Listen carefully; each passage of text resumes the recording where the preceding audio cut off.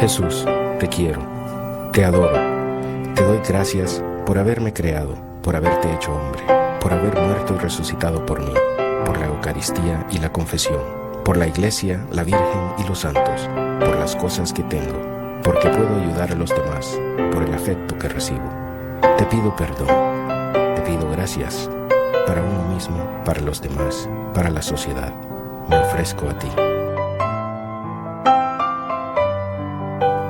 El agradecimiento, corazón del Evangelio.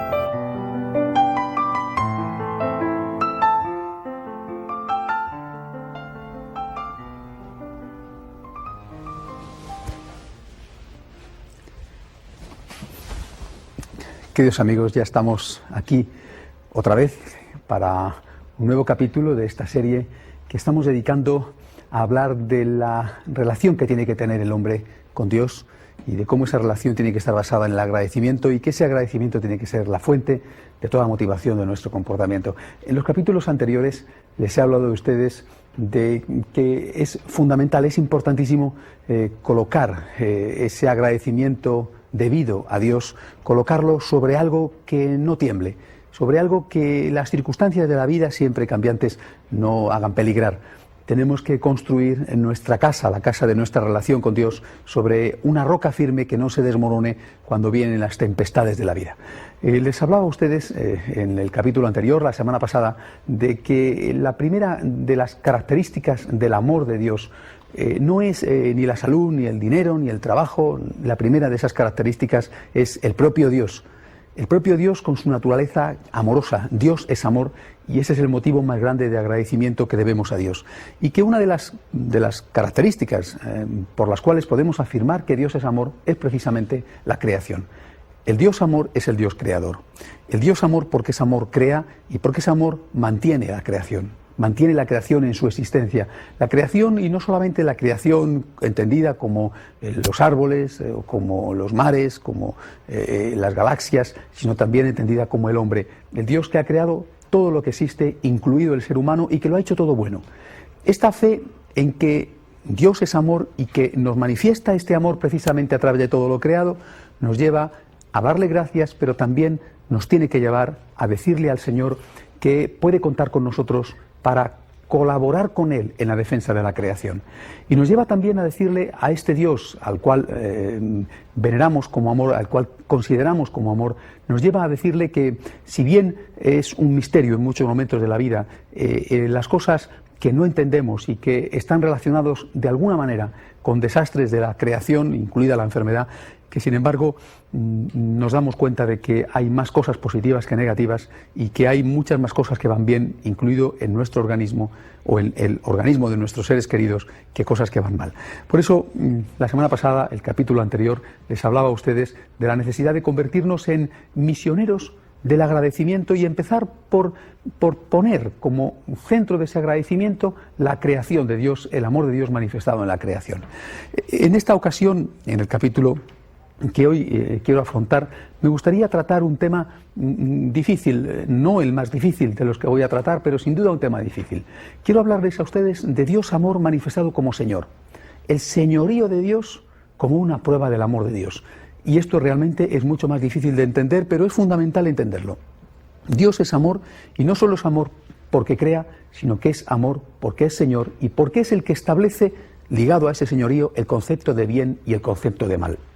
Naturalmente, este es un tema delicado, fundamental para entender quién es Dios y para entender cómo debe de ser nuestra relación con Dios. Y ahora, después de la pausa que hacemos siempre al empezar los capítulos, después de esta pausa, pues vamos a continuar explicándoslo con detalle. No se vayan ustedes, estamos con ustedes en unos minutos. Hasta ahora mismo.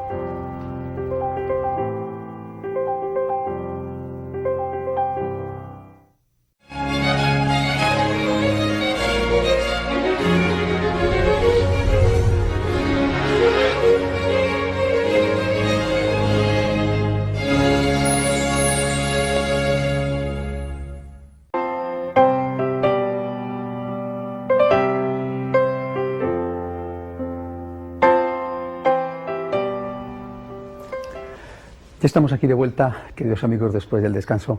Hace un momento les hablaba de la necesidad de contemplar a Dios como Señor, pero de fijarnos en ese señorío de Dios como un acto de amor, como una forma de manifestar su amor. Nosotros, en nuestra cultura, y no sé si habrá sido así siempre, en nuestra cultura tenemos alergia, francamente, a lo que representa la autoridad, probablemente porque la autoridad del hombre ha sido muchísimas veces mal utilizada y porque ya el propio Cristo dijo que los grandes de la tierra son los que con frecuencia hacen daño a los pequeños de la tierra. Pero ese no es naturalmente el caso de Dios. ¿De dónde viene el señorío de Dios, la autoridad de Dios? La autoridad de Dios viene fundamentalmente de dos cosas. En primer lugar, del hecho de que Dios es el creador. Él es el Señor porque es el creador. Y viene también del hecho de que este Dios Señor es el Dios omnipotente, el todopoderoso. Dios creador es el Señor porque precisamente crea, y Dios creador es el Señor porque es el que tiene el poder sobre todas las cosas, es la fuerza más grande del universo. No hay ninguna fuerza por encima de él. Este Dios Señor y creador es el Dios todopoderoso, y ambas cosas se juntan en una sola palabra, el eje de todo, el corazón de todo, que es el amor de Dios. Y fíjense ustedes por qué podemos afirmar que el hecho de que Dios sea Señor es bueno para nosotros. Lo podemos afirmar porque gracias a que Dios, el Dios amor, es el Señor, es Él el que está por encima de cualquier otro poder. Si nosotros no le tuviéramos a este Dios como Señor, tendríamos a otro Dios como Señor. Si este no fuera nuestro Señor, tendríamos a otro como Señor. Hay un viejo lema anarquista, falso porque ignora la realidad del ser humano. Quizá ustedes lo recuerden, ese lema anarquista dice, ni Dios ni amo. Es falso. Y es falso porque el hombre está hecho de tal manera que necesita siempre adorar a alguien. El hombre está hecho de tal forma que cuando no adora a Dios, adora a dioses, a otros dioses o a otro Dios.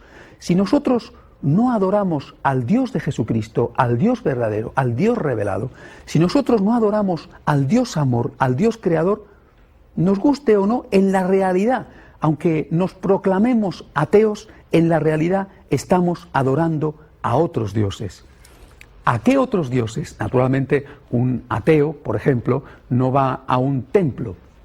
Pero hoy en día lo vemos como la gente que no tiene ninguna fe adora con facilidad al Dios naturaleza, y son en algunos casos fervorosos ecologistas que tratan a la naturaleza como si fuera una divinidad, una deidad, aunque esa divinidad, esa deidad no le den tal nombre. Adoran a otro tipo de dioses con mucha frecuencia, como el dinero, el poder, el sexo, la fama. La gente se vuelve loca por ser famoso, la gente está deseando disfrutar, vive a veces trabajando de mala manera para poder tener unos momentos de loco relax, de ciego descanso. Cuando uno no tiene a Dios en el corazón, no es que no tenga a nada, que ese es el error, lo que algunos piensan, es que tiene otras cosas. Por eso me atrevo a afirmar, y quisiera que ustedes lo entendieran porque es fundamental, me atrevo a afirmar que es una suerte para nosotros tener al Dios de Jesucristo, al Dios revelado como Señor, porque si no tuviéramos a ese Dios, tendríamos a otros dioses, y esos otros dioses, y ahí está la historia para demostrarlo, esos otros dioses nos harían esclavos, mientras que el Dios de Jesucristo no solo no nos hace esclavo, sino que el Dios de Jesucristo nos libera, empezando por liberarnos de las cadenas del pecado que nos atan y que nos hacen esclavos de tantas cosas. Por lo tanto, el Dios Señor, el que Dios sea Señor, es una suerte para nosotros. Pero más aún, ligado al concepto del señorío de Dios hay otra cosa. Ligado al señorío de Dios está algo tan importante como el concepto de bien y de mal. Cuando Dios crea, en el relato del Génesis, inmediatamente establece la norma de lo que es bueno y de lo que es malo, a través del lenguaje simbólico de los frutos que se podían o no se podían comer. Dios le dijo a nuestros primeros padres, a Adán y Eva, que podían comer de todos los árboles del jardín del Edén, excepto del árbol del bien y del mal. Esto, expresado en un lenguaje simbólico, quería decir simplemente una cosa. Quería decir que La decisión sobre el bien y el mal no la podían tomar los hombres de forma independiente, de forma autónoma. El bien y el mal, lo que era bien y lo que era mal, lo que es bueno y lo que es malo, es una decisión que corresponde al Señor. Por lo tanto, el señorío de Dios está estableciendo algo tan importante como es el criterio del bien y del mal, el criterio de lo que es bueno y de lo que es malo. Y esto, lo mismo que el concepto de señorío, los hombres de nuestra época lo experimentan con frecuencia como una limitación, como algo que disminuye de alguna manera y coarta su libertad. Experimentamos la noción del bien y del mal como algo negativo y algo que nos oprime y que nos impide ser nosotros mismos o que nos impide hacer lo que queramos. Este es un concepto profundamente extendido, repito, especialmente en nuestra época. Pero es un concepto equivocado. Les pongo un ejemplo. Imagínense ustedes que no hubiera un acuerdo mundial, internacional, a propósito de la utilización de las señales de tráfico. Imagínense ustedes que o no hubiera señales de tráfico o en cada país hubiera las suyas y que un extranjero que llega a una determinada nación, al ver un semáforo en rojo, decidiera pasar adelante porque en su país el rojo es una señal de que se puede circular y que en cambio al ver un semáforo en verde decidiera quedarse quieto porque en su país el verde es la señal del stop. ¿Es que consideramos nosotros como algo que coarta nuestra libertad la existencia de las señales de tráfico? ¿Se podría vivir sin una regulación del tráfico? ¿No tendríamos infinidad de accidentes? Bueno, pues esto, que es un ejemplo sencillo, pero que además nos puede servir para muchas otras cosas, nos está indicando que las normas morales no son malas. Las normas morales son necesarias y positivas. Si fueran normas morales injustas, caprichosas, crueles, sería otra cuestión. Pero es que podemos decir que es injusto, caprichoso y cruel la defensa de la vida. Podemos decir que los 10 mandamientos tienen algo de injusto, de caprichoso o de cruel. Podemos decir que es malo la prohibición de matar, o por el contrario, no es una cosa muy buena la prohibición de matar, no es una cosa muy buena el mandato de defender y amar a la familia, no es una cosa muy buena para la mera convivencia la prohibición de robar o la prohibición de mentir. Por lo tanto, el hecho de que Dios sea Señor establece por la propia esencia del señorío de Dios el concepto de bien y de mal y lo establece fuera del control del hombre. El hombre no puede decidir por sí mismo esto es bueno o esto es malo. Solo Dios, porque solo Dios es Señor, puede decidir qué es bueno y qué es malo. Y Dios no lo hace de forma caprichosa, lo hace pensando en nuestro propio bien. Nosotros creemos, repito, estúpidamente en una época como la nuestra, nosotros creemos que las cosas son buenas o malas según lo que a nosotros nos parezca, lo que a nosotros nos convenga o lo que digan las encuestas. Si a nosotros nos parece que beber en exceso es bueno, entonces ya es bueno. Si a nosotros nos parece, o a las encuestas, o a la mayoría le parece que fumar es bueno, entonces ya es bueno. Y eso no es cierto. Las cosas no son buenas o malas en función de lo que a mí me parezca, o de lo que le parezca a mis amigos, o lo que le parezca al partido que gobierna, o lo que le parezca a la inmensa mayoría de la población, según las estadísticas. Las cosas son buenas o malas por sí mismas. Es en sí mismas donde está la moralidad de las cosas, la bondad o la malicia de las cosas. Nosotros, al ponernos en contacto con Dios, hemos tomado de Dios la visión de las cosas. Y no nos olvidemos que ese Dios es el creador de las cosas. Por lo tanto, el que las conoce, el que sabe cuál es su más profundo interior, el que sabe si de verdad esas cosas, porque Él es el creador, son buenas o son malas. Por eso, queridos amigos, lo primero que quiero decirles en este capítulo de hoy, y quisiera que ustedes lo asumieran porque es realmente importante, es que nosotros no podemos considerar como una desgracia, como algo que coarte nuestra libertad, el hecho de que existan normas morales, el hecho de que exista una moral, el hecho de que haya un concepto de bien y de mal que yo no puedo controlar, que está fuera de mí, que me viene dado y que yo acepto. Eso es bueno para mí y sobre todo es bueno para los demás, especialmente para los débiles. Cuando el hombre controla y decide por sí mismo, de forma autónoma, lo que es bueno y lo que es malo, cuando el hombre hace eso, no les quepa a ustedes la menor duda de que siempre el que sale perjudicado es el débil, es el pobre, es el pequeño. Naturalmente de esto hablaré en el capítulo siguiente, en el cual me referiré al Señor, a Dios como juez. Pero al menos este tema que quede claro hoy. Dios es el Señor. El hecho de que Dios es el Señor me libera a mí de adorar a otros señores, de hincar mi rodilla ante otros dioses. Porque yo sé que Dios es el Señor, yo no me postro delante del dinero. Dios es más importante para mí que el dinero. Porque yo sé que Dios es el Señor, yo no me postro, yo no me pongo de rodillas delante del poder.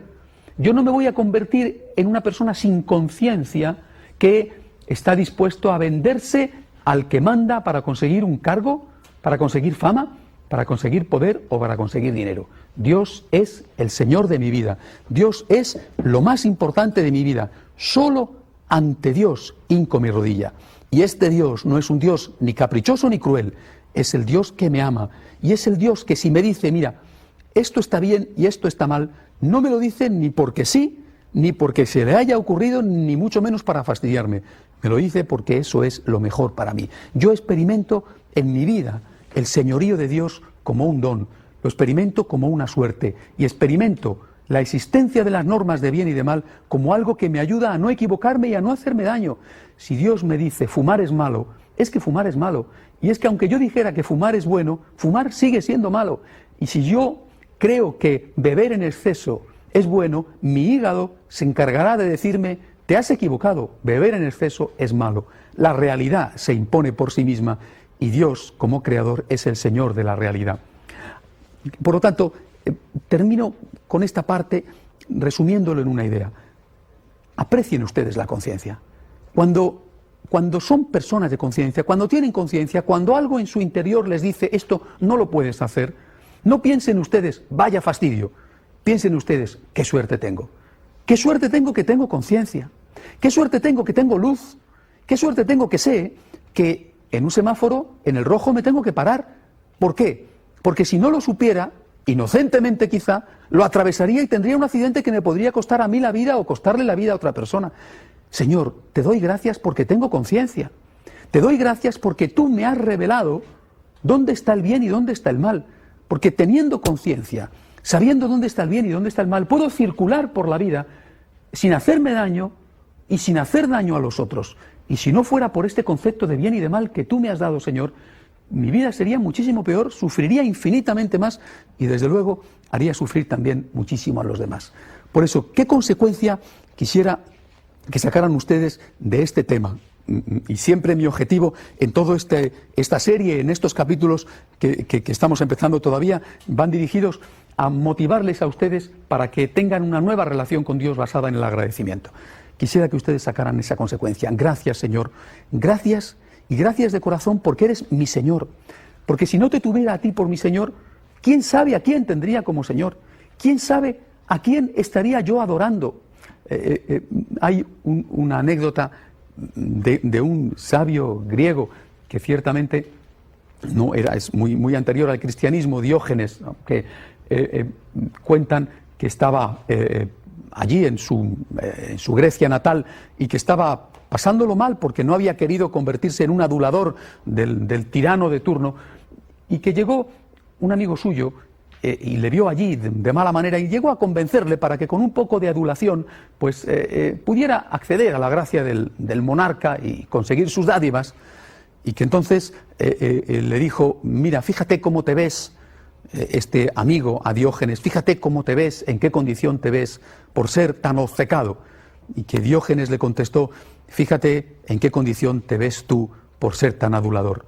Nosotros, queridos amigos, podemos decir que quizá nos espera hasta incluso la persecución y hasta incluso la muerte, pero nunca, nunca nos faltará la fidelidad a nuestra propia conciencia. Y ser personas de conciencia es el mayor honor que puede aspirar a tener y a ser un ser humano. Gracias, Señor, por lo tanto, porque tengo conciencia. Y tengo conciencia porque tú me has dado el sentido del bien y del mal, porque tú me has enseñado dónde está el bien y dónde está el mal, y porque gracias a eso puedo ir por la vida, repito, sin hacerme daño y sin hacer daño a los demás, y que si no hubiera sido por tu luz, que me ha iluminado las oscuridades que me rodean, seguramente, Señor, de buena fe, yo estaría equivocado y estaría haciéndome y haciendo mucho daño a los demás. Y por último, ¿qué puedo hacer yo? Si ya sé que tengo que dar gracias, ¿qué más puedo hacer? Una vez más, queridos amigos, les invito a ustedes a convertirse en misioneros del agradecimiento. ¿Quién quiere agradecer a Dios? ¿Quién, contemplando el amor de Dios, en este punto concreto de contemplarle como Señor que ilumina nuestra oscuridad y que nos da el concepto de bien y de mal y nos da el concepto de autoridad, el concepto de deberes y no solo el concepto de derechos. ¿Quién se anima a decirle, Señor, quiero ir por el mundo predicando tu amor? Quiero ir por el mundo cantando tus maravillas, no solo las maravillas de la creación, no solamente loándote y alabándote por las cosas hermosas que has hecho, no solo darte gracias, Señor, por la existencia de la naturaleza y por la existencia de mi propio cuerpo, por la salud que tengo o por la salud que tienen los míos, la que tengo o la que tuve. No solamente por eso, Señor. ¿Quién quiere ser un misionero del agradecimiento y dirigirse a esta sociedad tan obcecada y tan dura que considera que las normas morales son una desgracia y que el señorío de Dios es lo peor que nos puede pasar? ¿Quién quiere darle la vuelta y convertirse en un defensor de los derechos de Dios? Se habla tantísimo de los derechos humanos, y para bien, nunca se respetarán lo suficiente los derechos humanos. Hay que defender los derechos humanos y hay que intentar que se cumplan y se observen los derechos humanos. De acuerdo, pero los derechos humanos están basados en los derechos de Dios. Y no podremos nunca defender los derechos de Dios, los derechos humanos, si antes no defendemos los derechos de Dios. Por lo tanto, un misionero del agradecimiento tiene que ser alguien que se empeñe en defender los derechos de Dios y que de ahí saque las consecuencias de defender los derechos del hombre. Solamente cuando uno entiende que el bien y el mal no están sujetos a mi arbitrio, no están sujetos a mi capricho, solamente entonces puedo convertirme en alguien que le diga a los demás, mira, no puedes hacer eso porque no solamente estás haciendo daño a esa persona a la que quizá ignoras o desprecias, sino que estás haciendo daño a Dios. Naturalmente, eso lleva consigo el concepto de retribución, el concepto de premio, castigo, el concepto de juicio de Dios, que será, si Dios quiere, el tema que veremos en el capítulo próximo. Pero por hoy basta con eso. Gracias, Señor, porque tengo conciencia. Gracias, Señor, porque tú eres mi Señor y me liberas de tener y de adorar a otros dioses falsos que me harían daño. Gracias, Señor, porque sé dónde está el bien y dónde está el mal. Y quiero convertirme, Señor, en un misionero del agradecimiento. Quiero convertirme, Señor, en alguien que va por el mundo cantando tus maravillas e intentando defender tus derechos. Quiero convertirme, Señor, en alguien que se acerca a los demás, a hacerles ver que el tener conciencia no es una cosa mala. Por lo tanto, queridos amigos, hagamos este esfuerzo de contemplación primero para después pasar a la acción.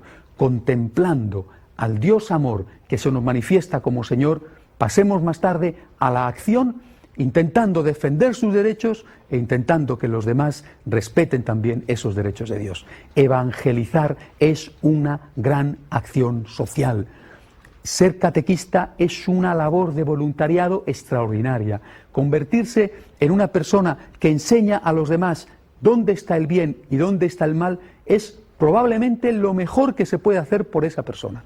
Y por el contrario, convertirse en una persona a la cual le resulta indiferente eso y que además es, como se suele decir en un concepto equivocado de la palabra, tolerante, que para los propios hijos o para los demás les dice, bueno, si todo da lo mismo, no te preocupes, tú haz lo que quieras, todo da igual, allá cada uno según su conciencia, entendida la conciencia como una manga ancha caprichosa, esa persona está haciendo un enorme daño a aquellos a los que quizá cree que está beneficiando. No se trata de convertirse en un rígido, no se trata de convertirse en un escrupuloso, ni mucho menos en un intolerante. Se trata, por el contrario, de estar seguros de que el bien y el mal, tal y como nos lo está enseñando la Iglesia, que es la palabra de Dios actual, es el cuerpo vivo de Cristo, entender ese bien y ese mal es entender el camino que nos va a conducir a la felicidad, es entender el camino que nos ayuda a ir por la vida sin hacernos daño y sin hacer daño a los demás. Un misionero del agradecimiento se va a dedicar, entre otras cosas, precisamente esto. Se va a dedicar a darle gracias a Dios por la conciencia y a ayudar a los demás a tener conciencia. Ayudar a los demás a que comprendan que el bien es bien por sí mismo y que el mal es mal por sí mismo y no en función de mi capricho o de mi conveniencia. Una persona que evangeliza, una persona que enseña las normas morales es una persona que está haciendo una extraordinaria labor positiva. No podemos pensar que matar sea indiferente, que robar sea indiferente, que mentir sea indiferente. Por lo tanto, educar en los valores morales es hacer a aquel al que se educa el mayor servicio que se le puede haber hecho nunca a nadie, jamás. Porque incluso aunque esa persona pueda pecar, aunque esa persona pueda incumplir lo que está sabiendo que tiene que hacer, sin embargo, al menos sabe que está haciendo el mal. Lo peor es cuando ni siquiera lo sabe y, por lo tanto, al no ser consciente de cuál es su enfermedad, jamás podrá tener una terapia. Queridos amigos, desde la misión del agradecimiento, desde el agradecimiento a un Dios que nos ama, les invito a ustedes a que hagan esto.